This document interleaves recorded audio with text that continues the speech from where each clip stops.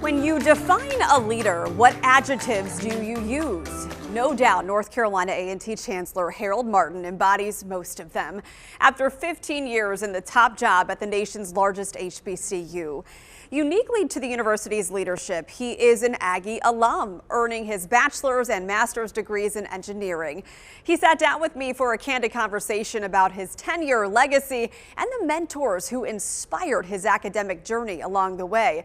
Among them, Ronald McNair, the legendary astronaut who died in the Challenger space shuttle explosion in 1986. McNair was finishing up his engineering studies as Martin was a freshman, and they crossed paths often in the engineering building. What did you learn from him that inspired your career? He was always enthusiastic, gregarious, well-respected, quite honestly, knew what he wanted to do with his career, and I had some of those characteristics when I was a student. Martin's time at the university was during ongoing civil unrest in Greensboro and the South. Martin enrolled as an A&T freshman in 1969, 9 years after the Greensboro sit-ins, when 4 A&T students took a stand for civil rights by sitting down at the whites-only lunch counter at Woolworth. Why do you think the message of the Greensboro sit-ins continues to transcend generations today?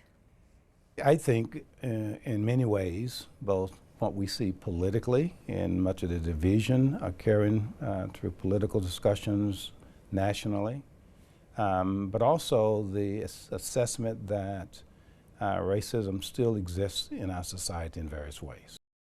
I think when we saw the unfortunate murder of George Floyd play out nationally, it created an opportunity for our nation as a whole to come to grips with, in this particular instance, policing in America.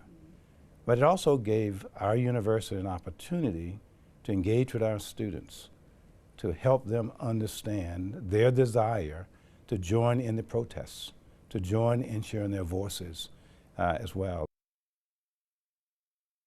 Tomorrow you can see more of my conversation with the Chancellor. We'll talk about what's next for him in retirement.